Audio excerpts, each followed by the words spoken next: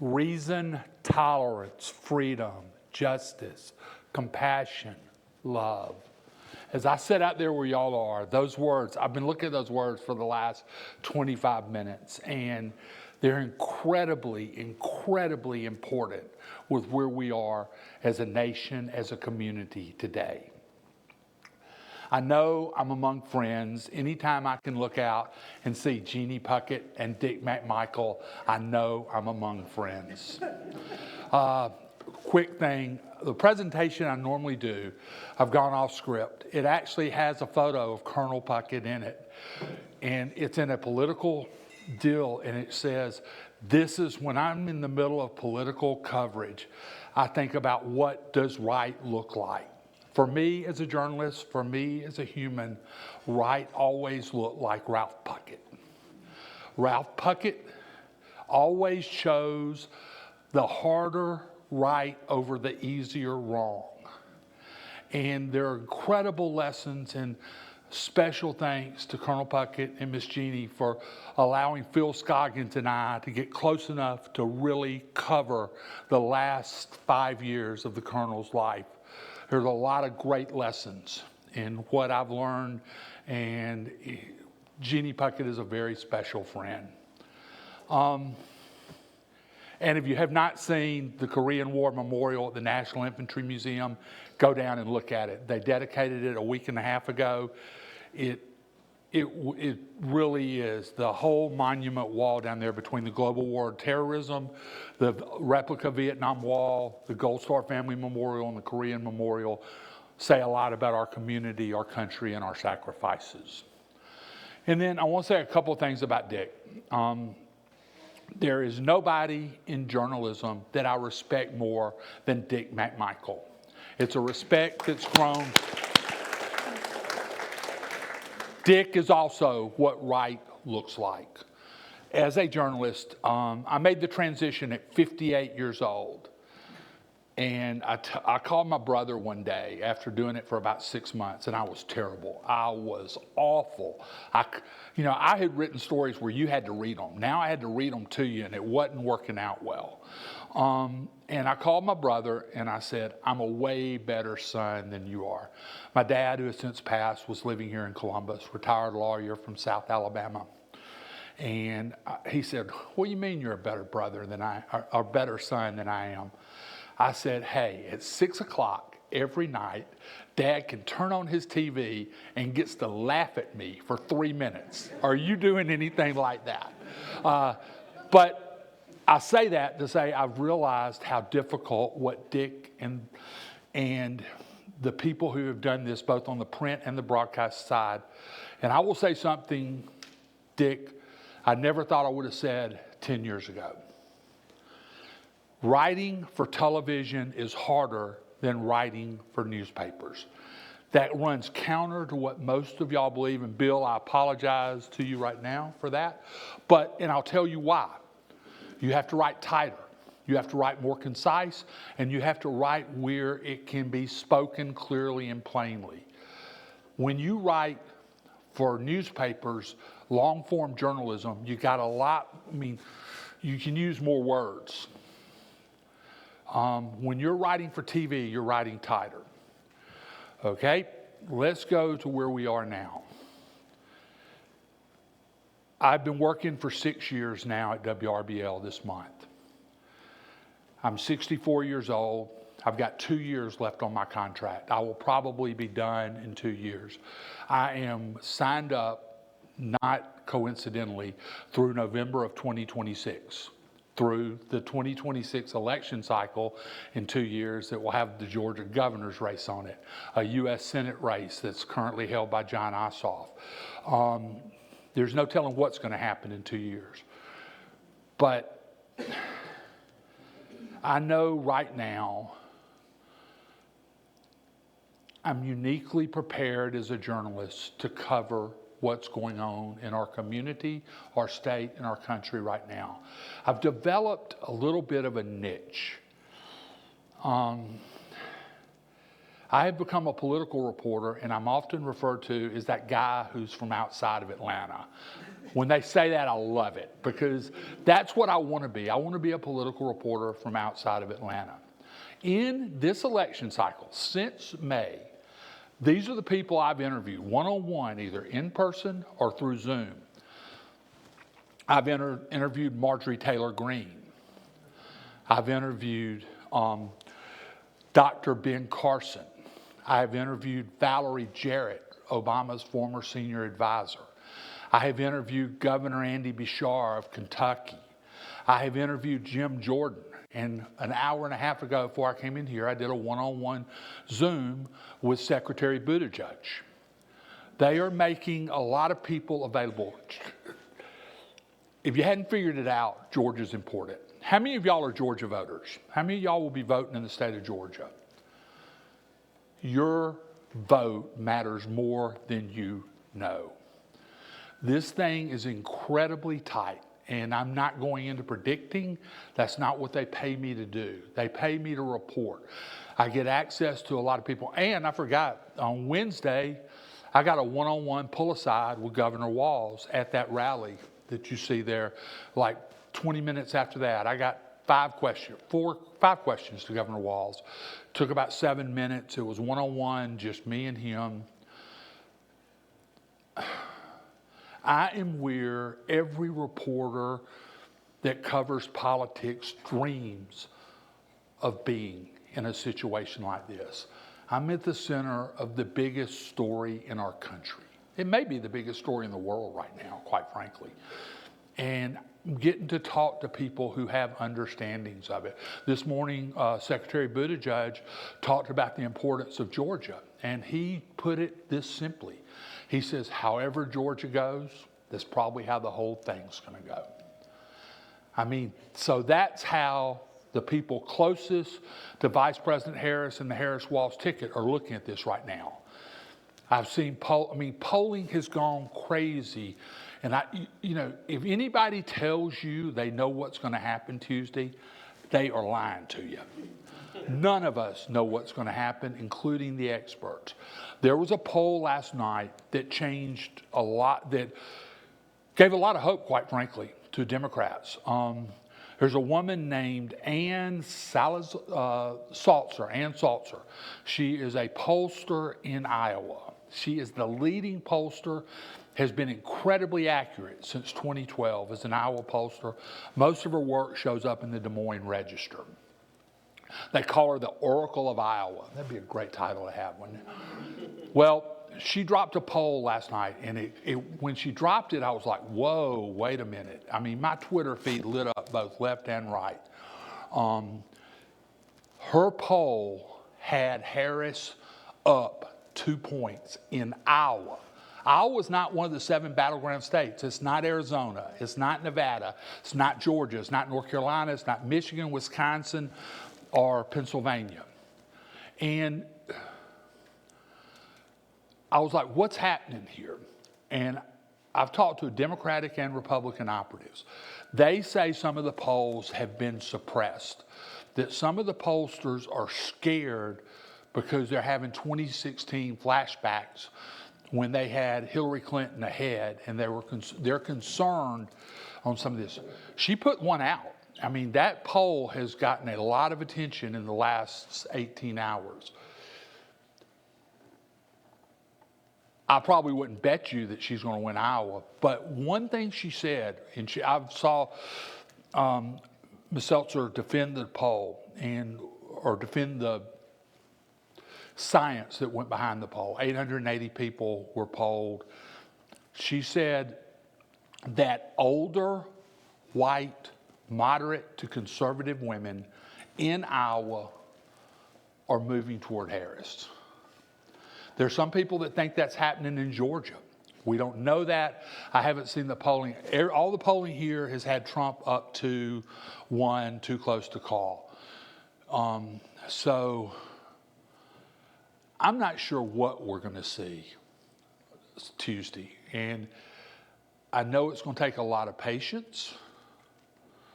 It's going to take probably some anxiety meds for some of y'all. It's going to take a lot of caffeine for me. I will be pouring down. At WRBL, we're going to ask you to watch our coverage a little non-traditionally this time. We're not going to do the TV cut-ins as much as we have. We are going to treat WRBL.com, our website, almost as a TV station. Phil and Teresa, our outstanding anchors, will be doing live cut-ins. They'll be going to reporters in the field. They'll be going to me in the field. I'm going to be working my phones and my sources and with updates. So we will be calling the local races. You know, forget the top of the ticket. We got a sheriff's race. We got a district attorney's race. We got a solicitor general's race. We got, I think, 4 General Assembly races that are contested. Most of them, the General Assembly races, are in safe districts for the most part. We got 2 congressional races, both in fairly safe districts. I mean, so if you go to WRBL.com on Tuesday night, you will get some of what you may have gotten years ago on television. I hope some of y'all do choose to do that. I mean, I think it's going to be an interesting way. They were explaining it to us and sort of what our responsibilities are going to be, and I'm excited about that. You know, I don't know quite. As I look at Dick, I'm thinking about an era when journalists were incredibly respected. That was one of the most respected men in Columbus, Georgia. You knew if Dick McMichael told you something from that 6 o'clock set at either WRBL, where he spent the first half of his career, or WTVM, where he spent the second half of his career, it was right. Nobody called Dick McMichael fake news. Nobody questioned whether or not Dick was lying to them. And not until well after he retired did I fully understand what Dick's political beliefs were. Dick did an unbelievable job of reporting the news, telling the story, and not injecting himself in it. It's a model for all of us right now.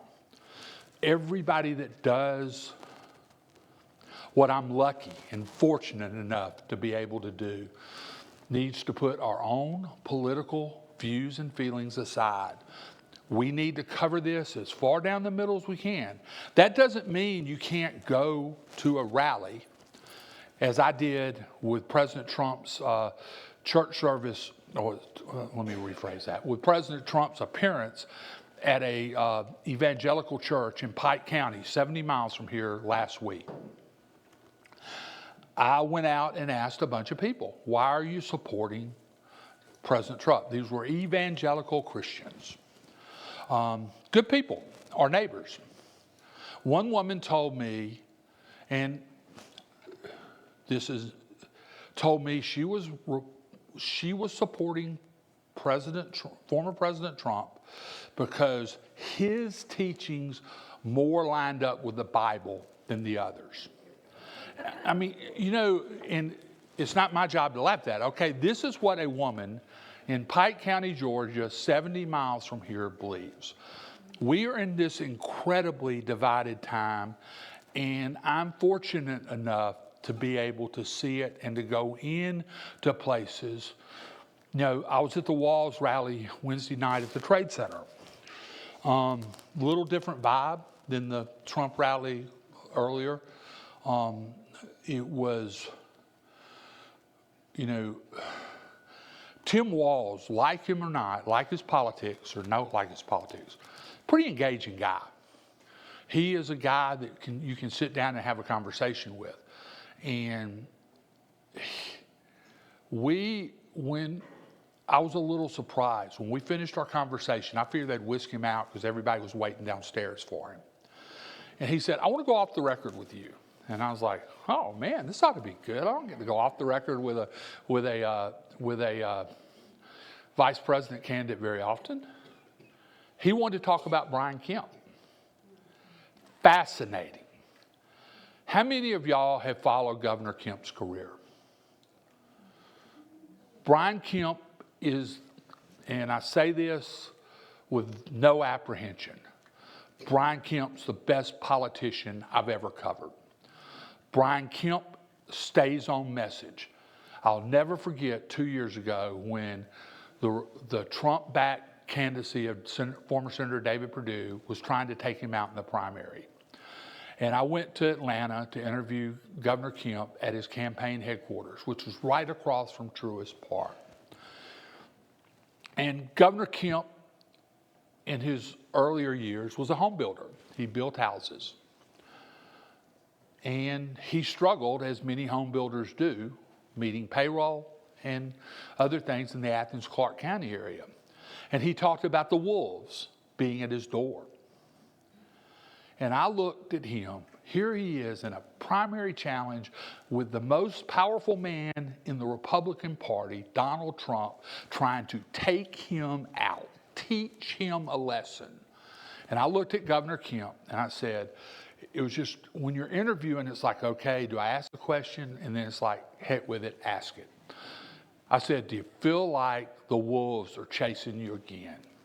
Brian Kemp got steely-eyed. He got his little cowboy boots on, his suit, and Governor Kemp looked up at me, goes, no, Chuck, I'm chasing the wolves. I was like, we're good. But that gave me insight into Brian Kemp, into this guy who is an incredibly influential leader. Think about it. He beat a Trump-backed challenger. First of all, let's go back to 2020. When the former president was calling him and Secretary Raffensperger, or the current president at the time, asking them to find 11,700 and change votes in Georgia, Brian Kemp didn't do it. Brian Kemp knew what the Constitution of the state of Georgia demanded of him. Raffensperger knew what the Constitution of the state of Georgia demanded of him. They both did their jobs. Good Republicans, principled Republicans. They are not Democrats by any stretch of the imagination. They did their jobs. That's what I pray for over the next week. That the people, whether they be Democrats or Republicans, do their job.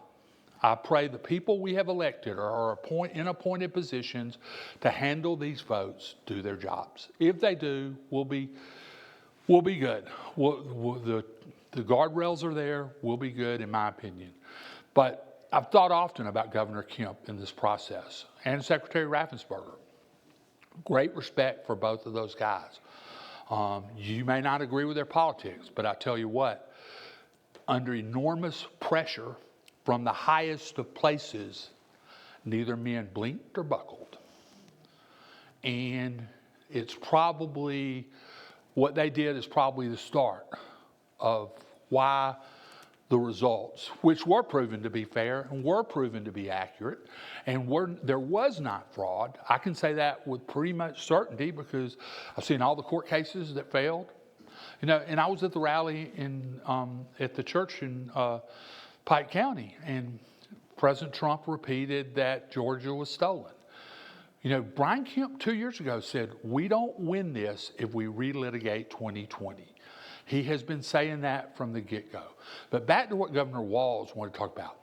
He was talking about we were talking about Kemp as a potential face of a post-Trump Republican Party. I don't know. Who knows? But it's interesting that top Democrats are looking at it that way. So we're a long way from the political game being over here in Georgia, no matter what happens on Tuesday. And I guess I keep going back to this. Reason, tolerance, freedom, justice, compassion, and love. I hope Americans, no matter what they think, and I've had the privilege of doing about 10 conversations this year that we've been airing on Sunday mornings with people involved in the One Small Step program. It is a conversation for liberals and conservatives, left and right, to have candid conversations. The most candid of them happened in the one that aired last Sunday. Had an artist, a musician, and I had a Columbus State University communications professor. The professor was an immigrant from India, got his citizenship in 2000. The artist described himself, and I am not kidding when I say this. I say, where do you fall on the political spectrum? He said, you can go to the left and then keep going. Go as far left as you want to. I'm somewhere over there. And I was like, okay, so that makes you a socialist. And Dr. Rao said, no, that actually makes him a communist. But this guy, at the end of the conversation, said, do you mind if I ask him a question? I said, sure, let's see what happens. He said, you're an immigrant. You're here legally. And I think this explains where we are and a lot of where our debate is in this country. The professor said, you're here legally. Now that you have gotten what you wanted, do you pull the ladder up behind you or do you build more ladders? I thought it was a hell of a question. I thought it was an amazingly provocative, metaphorical question in many ways. And Dr. Rao said he believed in legal immigration. And he went on to answer the question, and I thought it was very thought-provoking in the way he did it. So I got a view of what I think immigration is one of the top issues in this country right now. No question about it. And both sides, Democrats and Republicans, share in the blame of not having it fixed over the past 2.5, 3 decades. But it was really interesting to sort of see that play out in these questions. And I've really enjoyed talking to normal, ordinary people who are having real meaningful conversations with each other, even though they don't see each other. We've got to have that starting Tuesday night into Wednesday, Thursday, Friday, and Saturday. Because the first time in my career as a journalist, I'm not worried about November 5th. I'm worried about November 6th, November 7th, November 8th, and November 9th. And with that, I'll open it up to questions.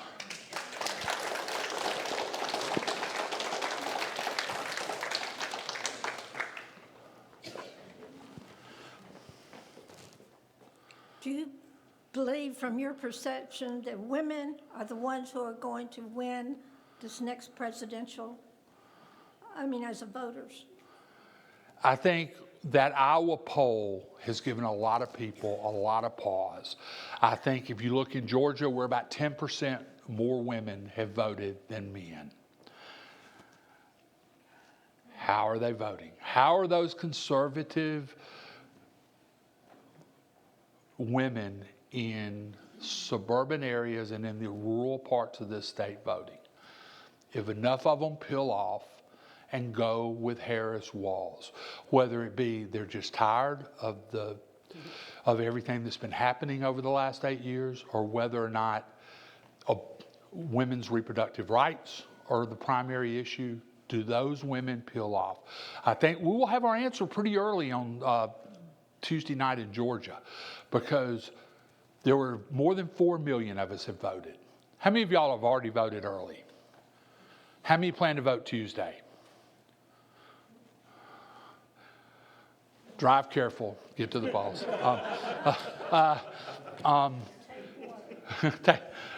Well, I don't think there'll be lines, but I will say this. When you look, Georgia law requires those 4 million ballots to be counted by 8 o'clock, 1 hour after the polls close. So there will be a 4 million ballot dump in the state of Georgia in the first hour. So we will get a pretty good idea, or we should get a pretty good idea of what Georgia's leaning. And I've told people, and I may be proven to be wrong, but I think whatever has happened has happened. Whatever's going to happen has already happened. It's sitting in ballot boxes right now. Yeah. I think it's with 4 million, say that's 65%, 70% of the voters. I think whatever's going to happen has already happened. I think what will happen over the next 2 days will reinforce that. First of all, thanks for the kind remarks. I hope I deserve some of them. You do, sir. I think we're very fortunate that somebody like you, and this is not just flattery because you said nice things about me, but with somebody like you with your experience, a real reporter. You did the hard work, you worked for the newspaper, and so you're the real thing. And you're not just a television performer, you are a real reporter. And that's what we need. We need a lot of real reporters, and we're very fortunate that that's what's happening. Now, how do you see what's happened to television news over the years as compared to the way it was, say, 30 years ago? 30 years, we're fortunate. We have Phil and Teresa. They've been together for 25 years as an anchor team. So we have a guiding light in our newsroom between Phil Scoggins and Teresa Whitaker. You know, Dick, 25 years together as husband and wife in a work setting like they've done, that's unheard of. That's a phenomenal amount of time. But usually, and if you look at our competitors at Channel 9, and look at us, quite frankly, most reporters that come into Columbus, Georgia, are going to spend 2 years and they're gone. They got a 2-year contract. They're going to learn what they can learn. They're going to make the mistakes they're going to make. They're going to grow from them, and then they're going to go to a bigger market. We've lost 2 this month. One's going to Greenville, South Carolina. One's going to Pensacola. They're both, going to larger markets in a little better roles than maybe they were here. Myself and Liz White, who covers East Alabama for us, we're anomalies. Channel 9 doesn't have anything like either one of us. Between Liz and I, we've got almost 55 years of reporting experience in Columbus, Phoenix City, and East Alabama. That's more than all the other reporters combined in this market, including the TV and newspaper guys now. Liz and I had a public figure call me. And this is going to sound like I'm bragging, and I'm not. But they tried to give a story to me. I was too busy. I can't do it. So well, can Liz get it? I don't know. Let me call her and see. Call back. Liz can't do it. She's got something today. And this person that y'all would know if I said the name said, I'm not talking to anybody but the 2 of y'all. I'm not going to talk to anybody that's going to mess it up. And that took me aback but if you think, if you're here for 2 years, you're going to make mistakes. You're right out of college. You're learning. I got to deal with these people. I'm not going anywhere. And I tell everybody, it takes years and years to develop the relationship and the sourcing to get these stories. It takes 5 seconds to screw it up. And that's kind of, did I answer your question, Dick? I was just curious what type of, with this being such a huge election and everything like that, what type of practices are you guys using to kind of reach out to youth, like younger people voting and everything? It's funny you should say that. I'm also teaching at Columbus State University, co-teaching this fall. Incredibly, myself and Marion Scott are teaching a political campaign communications class. We're teaching this election in real time. We have had the mayor, we had the top next star political guru that was doing the Josh Hawley debate in Missouri on Wednesday. We have had Congressman Ferguson. We've had political operatives. We've had Senator Harbison. These classes had a lot of people come talk to them. I got about 20 kids in the class. I asked them 3 weeks ago, right before early voting started. I said, how many of y'all have made up your mind how you're going to vote? And all but one kid raised their hand. I said, I don't want to know how you're going to vote. I said, don't tell me. Except I could tell with the woman in the back with the Harris Walls hat. I pretty much figured her out. But don't tell me. And the kid that didn't raise his hand was JT, cheerleader at CSU. So I asked JT, I said, you honestly haven't decided? He said, yeah, I haven't. He said, I'm catching it from both sides. And then my first question was, where are you getting your information? That's what I wanted to know. JT told me he was a low information voter. TikTok, friends, that's where it was coming from. As of Wednesday, JT had not made up his mind. And I kept telling him, I said, JT, you do know they are spending millions and millions of dollars just to talk to you. They don't care about the rest of us. You're the guy. And it's been fascinating. And then I asked Chris Berg, who's Nextstar's 200 TV stations across the country. He's the one who orchestrated the Walker-Warnock debate here 2 years ago, and then went straight to Pennsylvania 2 nights later and did Oz and Fetterman. This week alone, he did California 13th in the Central Valley, Missouri Senate with Hawley, and then New York 13th in the Hudson Valley, coast to coast in 4 days. He was the main guy putting these on for Nexstar. I said, what advice do you have for JT? He said, JT, get as much information as you can and be serious about it. That's what this is about. Be serious about it. This is not a joke anymore. Be serious about it. You can do what you want to do, but know why you're doing it. In your mind, know why you're casting your ballot the way you are.